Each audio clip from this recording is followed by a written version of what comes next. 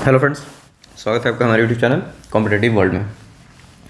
दोस्तों, इस वीडियो में हम आपके अगेन से कंप्यूटर के इम्पोर्टेंट टॉपिक पे बात करने वाले हैं। जो टॉपिक आपका रहने वाला है इंट्रोडक्शन टू ऑर्गेनाइजेशनल बिहेवियर, जो कि एक इम्पॉर्टेंट टॉपिक है। इससे क्वेश्चंस आए थे, जो भी पिछले एम्स के पेपर हुए हैं वहाँ भी आए थे और आगे भी आने के चांसेस हैं। तो इस वीडियो में हमारा जो टॉपिक रहेगा वो ये रहने वाला है, इंट्रोडक्शन टू ऑर्गेनाइजेशनल बिहेवियर। जैसा कि आप लोग यहाँ पे देख रहे हैं, पार्ट 1 है। इसका एक और पार्ट का वीडियो आएगा आज, कल, परसों। आज तो नहीं, आज ये आ रहा है तो कल परसों में मे भी आ सकता है।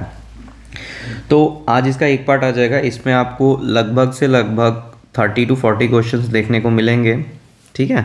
और सारे क्वेश्चंस इंपॉर्टेंट होने वाले हैं, तो वीडियो के एंड तक ज़रूर बने रहिएगा। और जो लोग चैनल पे नए हैं वो चैनल को क्या करेंगे, सब्सक्राइब करके बेल नोटिफिकेशन ऑन कर लेंगे, ठीक है, जिससे कि आपको अपडेट मिलती रहे।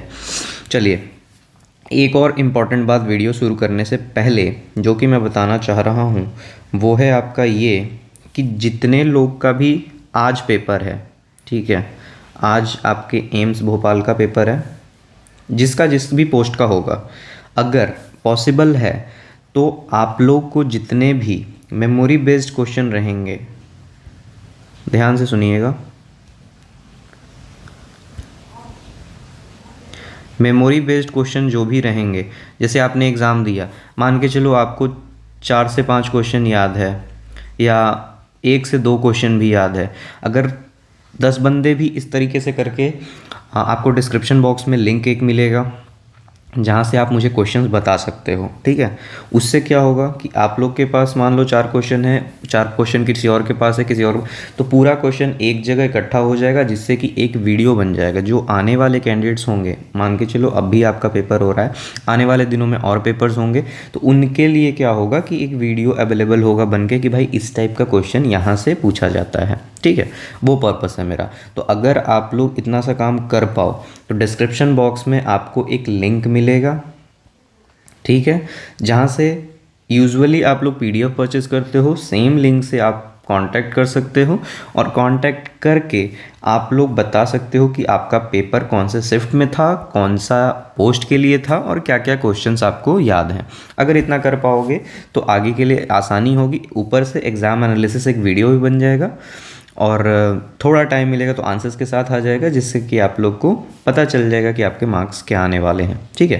तो अगर इतना सा कर पाओ तो अच्छी बात है। अदरवाइज़ मेरे हाथ में, मेरे पास फिर आप लोग खुद ही ढूंढते हो कि भाई क्वेश्चन चाहिए, क्वेश्चन चाहिए, तो क्वेश्चन वैसे नहीं मिल पाता ना। क्वेश्चन तो ऑनलाइन पेपर है तो क्वेश्चन तो मिल नहीं पाएगा। तो अगर आप लोग इतना छोटा सा काम, ज़्यादा वक्त भी नहीं लगेगा, एग्ज़ाम हॉल से निकलोगे, आप लोगों के पास फ़ोन तो रहता ही है, सिंपली वीडियो रहेगा, किसी भी वीडियो के लिंक में, कोई सा भी वीडियो, ज़रूरी नहीं है कि यही वाला वीडियो, किसी भी वीडियो के डिस्क्रिप्शन बॉक्स में जाओगे तो वो आपको एक लिंक मिल जाएगा और वहाँ से आप लोग जो भी क्वेश्चन आपको याद है, टूटा फूटा जैसे भी, वो आप लोग बता सकते हो, मैं फ्रेम करके डाल दूंगा, ठीक है। उससे क्या होगा, आने वाले कैंडिडेट्स आने वाले दिन पे वो चैनल पे तो वीडियो हमेशा पड़ी रहेगी, जिस जो भी आगे एग्ज़ाम देने वाले हैं, आप ही लोग बाई चांस अगर इसमें क्वालिफाई नहीं कर पाते हो आगे के लिए, तो वो एक वीडियो देख के आप लोग को याद रहेगा हमेशा कि हाँ, पेपर में ऐसे क्वेश्चंस आए थे, इस तरीके से मुझे तैयारी करना है, ठीक है। तो बस यही बात मुझे बतानी थी। अब हम लोग चलेंगे आगे के वीडियो पर। कोशिश कीजिएगा कि आप लोग ये कर दीजिए, ठीक है।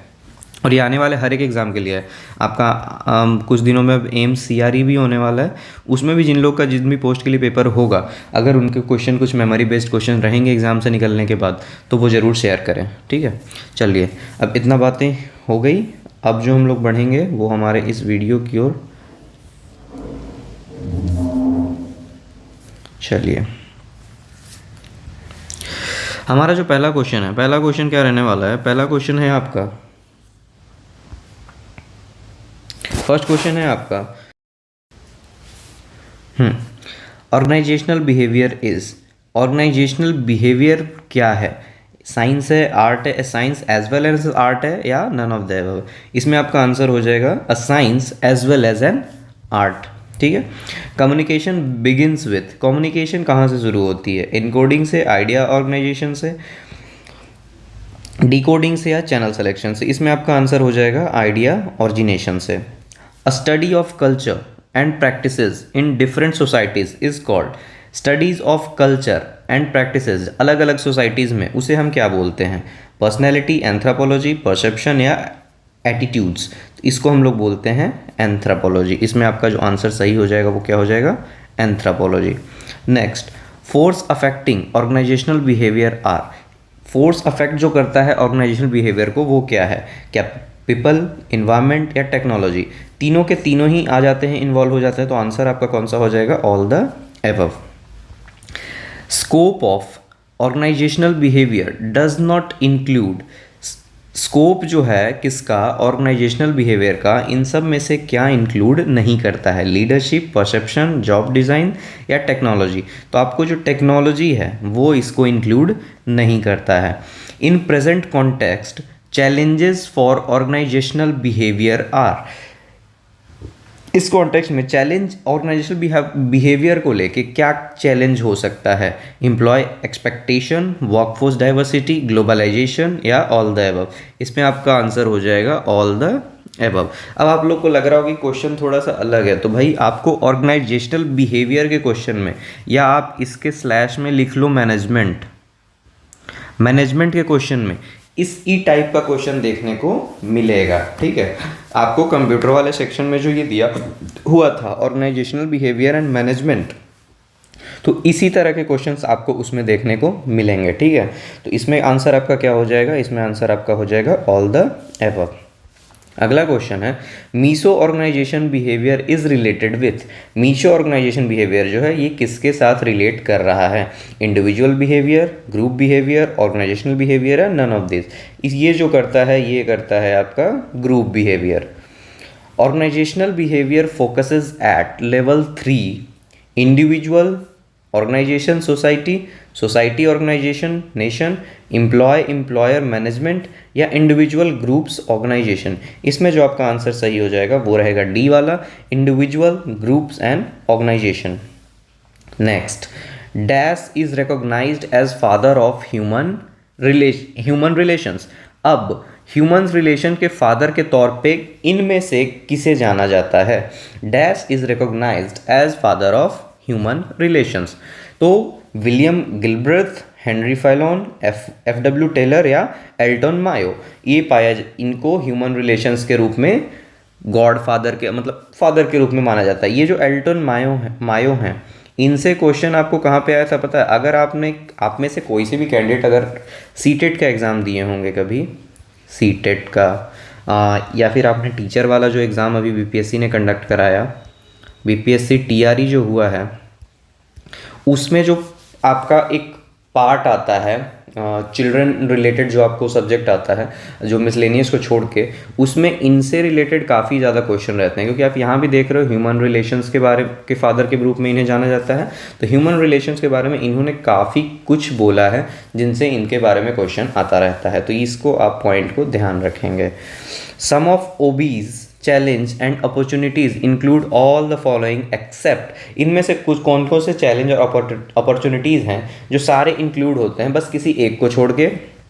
ऑप्शंस हम लोग देख लेते हैं। Reinforcing the importance of traditional method of management, offering specific insight to improve interpersonal and people skills, helping us learn to cope in a continuous changing world, facilitating the empowerment of quality and employ productivity. तो इसमें से तीन जो option हैं आपके B, C and D, ये include होते हैं, सिर्फ ए को छोड़ के। तो आंसर आपका क्या हो जाएगा? यही पूछा जा रहा है किसको छोड़ के, तो ये आंसर आपका बिल्कुल सही हो जाएगा, ए वाला।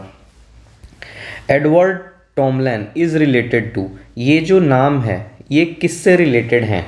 Behaviourist framework, cognitive approach, social cognitive framework या नन ऑफ दिस? इसमें आपका जो ऑप्शन नंबर सी है वो बिल्कुल सही हो जाएगा। ठीक है, एडवर्ड टॉमलन किससे रिलेटेड है? सोशल कॉग्निटिव फ्रेमवर्क से।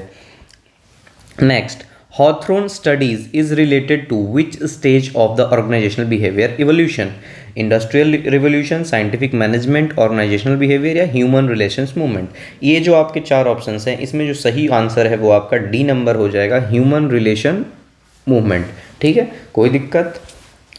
विच of the following represents the correct sequencing of historical developments of organizational behavior?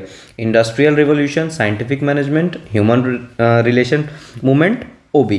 Next, industrial revolution, फिर human relation, scientific management, OB, scientific management, human relation movement, industrial movement, OB, none of this. इसमें जो आपका सही क्रम रहने वाला है वो ऑप्शन नंबर ए जो है वो सही होगा बिल्कुल, इंडस्ट्रियल, फिर साइंटिफिक, फिर ह्यूमन एंड फिर OB. Next, the field of organizational behavior examines such questions as the nature of leadership, effective team development, and organization control, conflict management या interpersonal conflict resolution, motivation of individuals या planning development। इसमें जो आपका रहने वाला है वो आपका ऑप्शन नंबर, सॉरी यहाँ पे ए थोड़ा सा मिसमैच हो गया है, आप लोग ऐसे आंसर यही वाला रहने वाला है, बट बी को यहाँ पे होना था, ए को यहाँ पे होना था, तो आंसर ऑफकोर्स आपका बी होगा, बट ए बी को आप रहने दीजिए। जो ये सेकंड नंबर जो आपका लिखा हुआ है जिसे मैं अभी सर्कल या स्क्वायर से घेर रहा हूँ वो आपका आंसर रहने वाला है, ठीक है। Organisational behaviour is field of study backed by a body associated with growing concern for people at the workplace, theory, research, application या ऑल द अबव। इसमें तीनों के तीनों ही इंक्लूडेड रहेंगे, तो सारे कौन से हैं, ऑल द अबव हो जाएगा आपका। Next, which of the following is not correct for the organizational behavior? Organizational behavior is an integral part of management. Organizational behavior is a disciplinary approach. Organizational behavior helps in analysis of behavior. Organizational behavior is goal oriented। इसमें आपका क्या हो जाएगा, option number B जो है वो आपका बिल्कुल सही हो जाएगा, organisational behaviour is a disciplinary approach.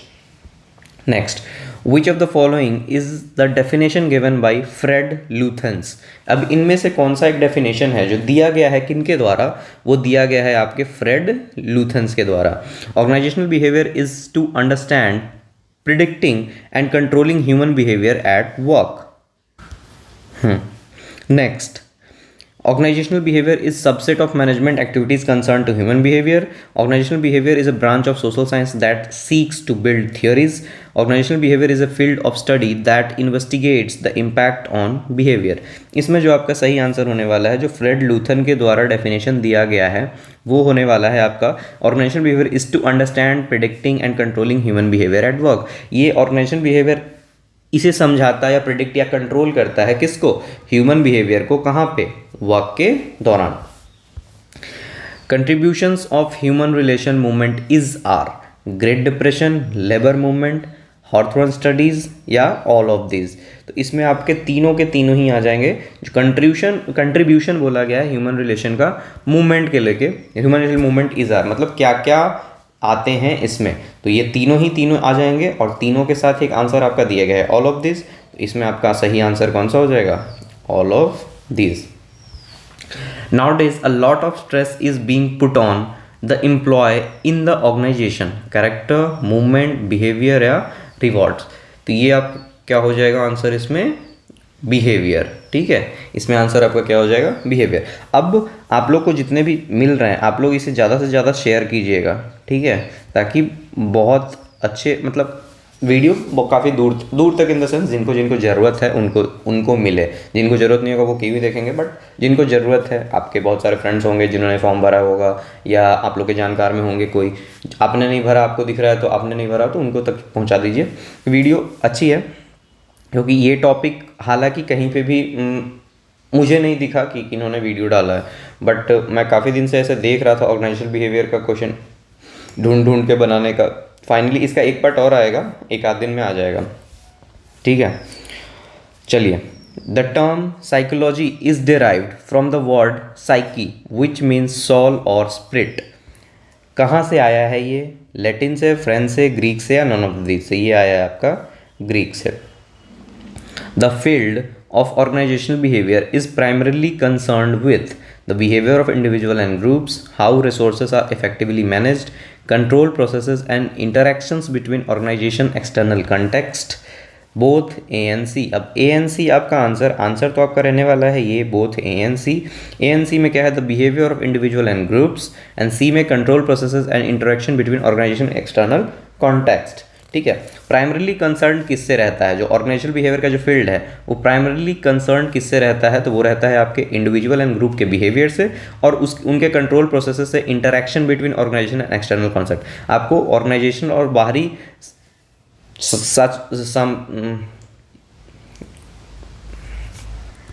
चलिए नेक्स्ट। द अगला क्वेश्चन है हमारा, the dash is based on environment through dash like thinking expectation and perceptions do exist and they are not needed to manage और predict behaviour. Behavioristic approach, cognitive process, behavioristic approach, social cognitive, behavioristic approach, cognitive process, social cognitive। ये जो आपका ए number रहने वाला है वो सही होगा, बिहेवियरिस्टिक अप्रोच और कॉग्निटिव। मतलब ये देखो ये दोनों कहोगे कि दोनों सेम है, बट पहले वाले ऑप्शन में आएगा आपका ये एंड सेकंड वाले डैश में आएगा आपका ये, तो that's why option A is correct. Organisational behaviour is the study of dash in the organisation. तो पता ही आपको ह्यूमन बिहेवियर को लेके होता है ये। The Hawthorne experiment was conducted by, ये जो एक्सपेरिमेंट है वो किसके द्वारा कंडक्ट किया गया था? William Gilbreth, Henry Fayol, F W. Taylor या एल्टन मायो। तो यहाँ भी आप लोग देख रहे हो एल्टन मायो, इन्हीं का नाम आ रहा है सबसे ज़्यादा, तो इनका नाम आपको ध्यान रखना है। OB helps to understand behavior of human in workplace and society, workplace only, society only, department only। तो ये होता है कहाँ पे? workplace only। OB does not contributed to improve motivation, efficiency, interpersonal relation या communication। तो OB does not contributed to improve, ये interpersonal relation को improve करने में contribute नहीं करता है। अगला, due to emphasis on productivity and efficiency, employees are not allowed to work with harmony with one another is a limitation of organizational culture, organizational structure, organizational behavior या organizational value। तो ये किसका limitation में आता है? Organisational behaviour के। Next, common uniform canteen office does not mean common treatment is a limitation of organisational culture, organisational structure, organisational behaviour या organisational value. तो इसमें आपका कौन सा आ जाएगा? ऑर्गेनाइजेशनल, फिर से behaviour. Next, which of the following is not a contributing discipline of OB? Anthropology, psychology, sociology, ये ध्यान रखिएगा, ये अलग होता है और ये अलग होता है। इसमें कुछ एनिमल्स और ह्यूमंस के बारे में मिक्स पढ़ना होता है, तो साइसिलॉजी या सोशियोलॉजी, ठीक है। इसमें आपका आंसर क्या हो जाएगा? Option number C. Dash is a study of individual behaviour. इनमें से कौन सा एक है जो इंडिविजुअल बिहेवियर के बारे में पढ़ना जाता है? तो उसमें हम किसके में पढ़ते हैं? साइकोलॉजी। और ये वाला जो क्वेश्चन है इसी से सेम, मतलब सेम मैं ये नहीं कहूँगा कि यही क्वेश्चन, बट यही सेम मतलब लगभग इसी तरह का फ्रेम्ड क्वेश्चन जिसका आंसर भी आपका साइकोलॉजी था और क्वेश्चन भी यही था, ये एम्स पटना के ऑफिस असिस्टेंट के पेपर में आया था। ठीक है, ये वाला जो क्वेश्चन है, ऐसे ही क्वेश्चन आएंगे आपको, कुछ ज़्यादा बहुत ही हवाबाजी टाइप क्वेश्चन नहीं आएगा कि बहुत ही कुछ समझ नहीं आ रहा ऊपर से जा रहा है। मतलब ऐसा है कि आप जनरली पढ़ के भी समझ सकते हो, ठीक है। तो वैसे क्वेश्चंस आएंगे। इसमें आपका क्या हो जाएगा? स्टडी ऑफ इंडिविजुअल बिहेवियर हम किसके तौर पे देखेंगे? साइकोलॉजी के तौर पे, ठीक है। Next, dash is study of group behaviour. इनमें से कौन सा एक स्टडी है ग्रुप बिहेवियर का? वो है आपका सोशियोलॉजी, ठीक है। सोशियोलॉजी मतलब यहाँ से आपको वर्ड मिल रहा है सोशल, ठीक है। तो ये आता है ग्रुप स्टडीज़ में। ग्रुप स्टडी की बात हुई तो इसमें आ जाएगा आपका सोशल, सोशल से बना सोशियोलॉजी। इंडिविजुअल की बात आएगी, जैसे ऊपर क्या था, इंडिविजुअल बिहेवियर की बात आएगी, वहाँ आपका क्या आ जाएगा? साइकोलॉजी। और ग्रुप बिहेवियर की बात आई तो वहाँ आपका क्या आ जाएगा? सोशियोलॉजी, ठीक है, ध्यान रखिएगा। Dash is study of a man, his work and culture. एक ऐसा किस चीज़ का स्टडी है मैन के बारे में जो उसके वर्क एंड कल्चर के बारे में बताता है? एंथ्रोपोलॉजी, साइकोलॉजी, सोशल साइकोलॉजी या सोशियोलॉजी। इसमें आपका आंसर क्या हो जाएगा? Anthropology. Dash focuses on the influence of people on one another. Anthropology, psychology, social psychology और सोशोलॉजी। अब देखो हर एक टर्म पता, वो जो क्वेश्चन आया था जिसके बारे में मैंने बताया, एम्स पटना ऑफिस असिस्टेंट में जो क्वेश्चन आया था उसमें ऑप्शन ये भी थे। ऑप्शन आपका एक ये भी था, ऑप्शन ये भी था, ऑप्शन ये भी था और एक ऑप्शन आपका सोशियोलॉजी भी था। अब इन चारों में से ऑप्शन आपका करेक्ट ये वाला था। काफ़ी लोग ये वाला मार के आ गए थे जिसके कारण उनका गलत हो गया। तो तीनों का मतलब आप लोग समझ गए होंगे। यहाँ सोशल साइकोलॉजी क्या है, एंथ्रोपोलॉजी क्या है, सोशियोलॉजी क्या है और यहाँ पे आपका क्या है? साइकोलॉजी क्या है। चार चीज़ें हैं, तो कंफ्यूज नहीं होना है, ठीक है। और इसी के साथ हमारा आज का जो ये पार्ट था ऑर्गेनाइजेशनल बिहेवियर का, वो यहाँ पे ख़त्म होता है, ठीक है। तो फाइनली मैं आपको फिर से वही कहूँगा, जो लोग चैनल पे नए हैं, फर्स्ट टाइम आए हैं, वो चैनल को सब्सक्राइब करें। वीडियो अच्छी लगी हो तो लाइक करें, कुछ सजेशन हो तो कमेंट करें, एंड सबसे इम्पॉर्टेंटली ये आप करिए मत करिए, ये करिए मत करिए, करिए मत करिए, वो आपकी मर्ज़ी है। लाइक तो खैर आप कर सकते हो, इसमें पैसे भी नहीं लगते, आप कर सकते हो। सब्सक्राइब आप कर सकते हो, जिससे कि वीडियो की नोटिफिकेशन आपको जाती रहेगी।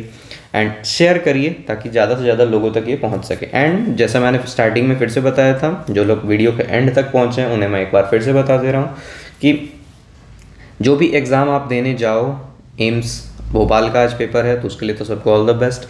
एंड आगे एम्स सीआरई का होने वाला है, ठीक है। तो जितने भी बंदे जा रहे हो आप लोग पेपर देने, और अगर आप वीडियो से कहीं ना कहीं पे जुड़े हो, तो आप लोग किसी भी चैनल के डिस्क्रिप्शन बॉक्स में जाओगे तो आपको एक लिंक मिलेगी सबसे नीचे में, वहाँ से जाके आप लोग मेमोरी बेस्ड क्वेश्चन शेयर कर सकते हो, जिसके हेल्प से मैं एक एग्जाम एनालिसिस वीडियो बनाऊँ, ठीक है, जिससे कि आप लोग को ही आने वाले दिनों में आसानी होगी प्रिपरेशन करने में। That's it. अगर आप इतना सा छोटा सा काम कर पाओ तो फिर चैनल पे वीडियो पड़ी रहेगी, आने वाले कैंडिडेट्स के लिए भी यूज़फुल होगा और आपके लिए भी यूज़फुल रहेगा, ठीक है। चलिए, थैंक यू, मिलेंगे फिर अगले वीडियो में।